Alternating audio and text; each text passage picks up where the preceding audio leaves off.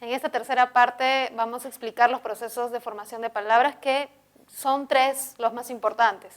La derivación es aquella que está compuesta por una sola raíz, una sola, no hay 2. Y además encontramos un morfema derivativo, solo uno, no 2. Podríamos ver el ejemplo de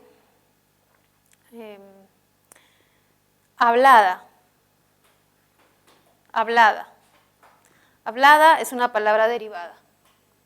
Podría ser lengua hablada. La lengua hablada en el Perú. Hablada. Es una palabra que se deriva, que tiene una raíz que viene de hablar. Hablar sería la raíz, morfema raíz o morfema lexical. Y además encontramos un morfema gramatical, como es el caso de at, es el morfema gramatical. Y este morfema gramatical es derivativo. Es derivativo porque de hablar a hablada hay una diferencia. Hablada es un adjetivo, crea una nueva palabra. No es flexivo porque no indica tiempo, no indica número, no indica persona. En el caso de a, hablada, este es un morfema gramatical, pero sí es flexivo, nos está indicando el género, que es un género femenino. Hablada, por ejemplo, ¿no? Hablada, tocada, escrita, dialogada, pintada, son ejemplos de participios, pero que se han creado por un proceso de derivación, o sea, a partir de un verbo se crean estos adjetivos, o a veces funcionan como verbos también. Y otro caso podríamos decir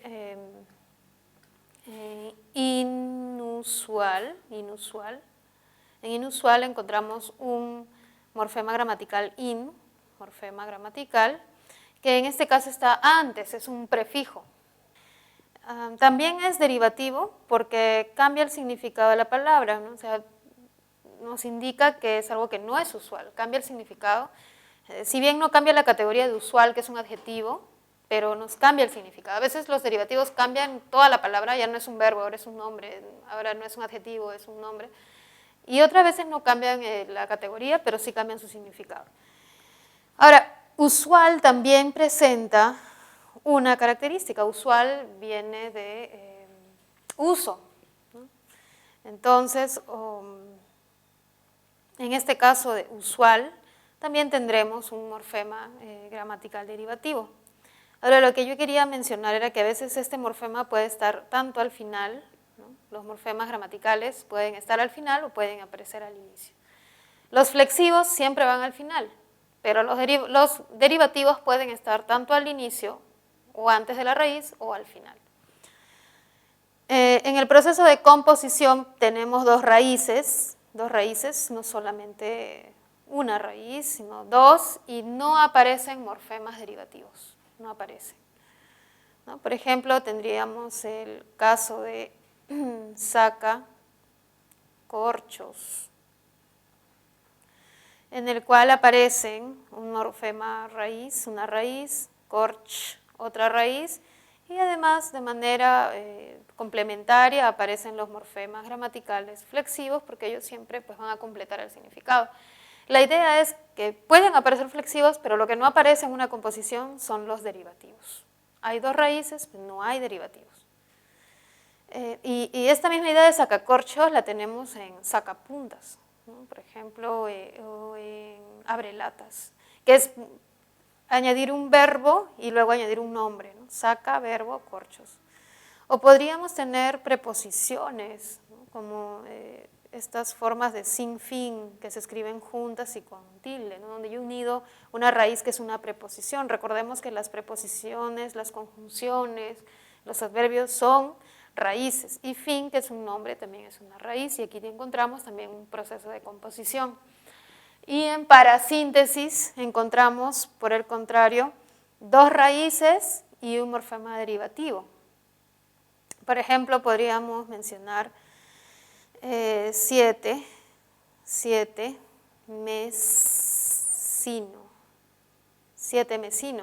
donde encontramos 2 raíces. 7 es una raíz, mes es también una raíz, y encontramos un morfema derivativo,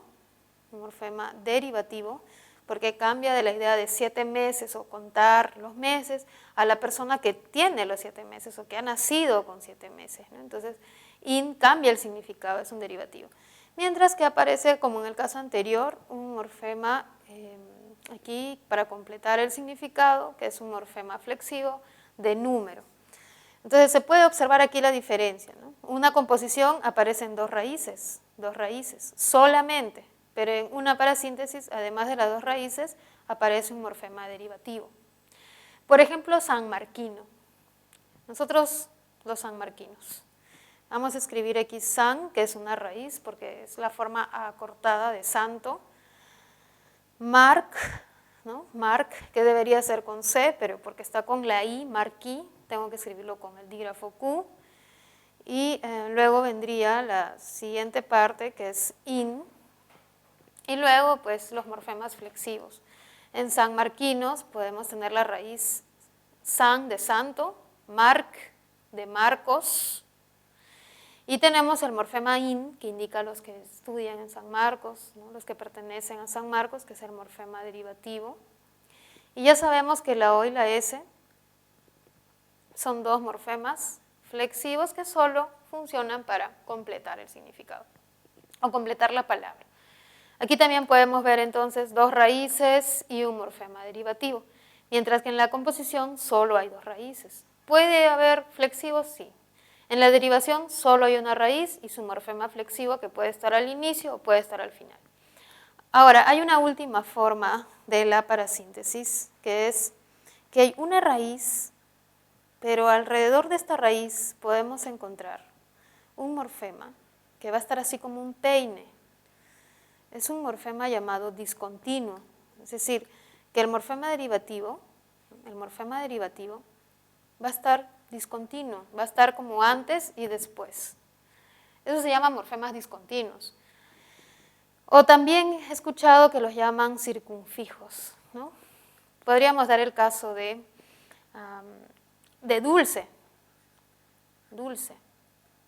¿Cómo uno convierte la palabra dulce, que es un adjetivo, esa es la cualidad de un café, me gusta el café dulce, cómo lo convierto en un verbo? De dulce podemos convertir el verbo escribiendo la misma palabra, dulce. Ahora ya no con C, sino con Z. Y luego le vamos a añadir una terminación, ar. Pero dulzar no es, ¿no? Tiene que haber algo más antes. Y sería endulzar. Por ejemplo, en endulzar hemos añadido tanto al inicio como al final el mismo morfema discontinuo.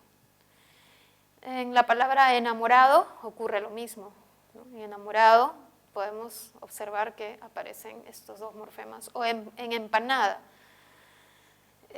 Una vez me preguntaron, profesora, no entiendo igual. Podría ser, a ver, empanada, voy a escribirlo, empanada. En empanada la raíz es pan. Y me decían, profesora, pero ¿cómo yo sé que es discontinuo? Bueno, haz de cuenta que primero, fíjate, ¿no? ¿Existe panada? No. ¿Existe en pan? No. ¿Existe empanada todo junto? Sí. Cuando no puedes decir existe panada o existe en, pero primero se formó empanada y luego en, eso te dice que no hay caso de derivación, porque hay derivaciones como esta, como submarino, donde tenemos una raíz que sería mar, la raíz es mar, y aquí tenemos algo parecido a empanada, ¿no? Decimos, ¿y esto qué es? Una parasíntesis, una derivación. Podemos pensar entonces, ¿existe marino? Sí existe marino. Entonces, aquí tenemos un morfema derivativo, este es 1, morfema derivativo 1, marino. Y luego, a partir de marino, se ha creado una siguiente palabra, que sería con un morfema derivativo 2, que sería submarino. Aquí yo sí puedo dividir, puedo decir primero fue marino, luego fue submarino, luego fue otra palabra, puedo ir aumentando más y más morfemas derivativos. Pero en un proceso de parasíntesis no se puede hacer ello. No puedo decir primero fue panada, luego fue empanada, o al revés, primero fue en pan y luego fue empanada. Los dos son simultáneos. Simultáneos. ¿Por qué? Porque dicen que son lo mismo, por eso se les llama discontinuos. Son simultáneos.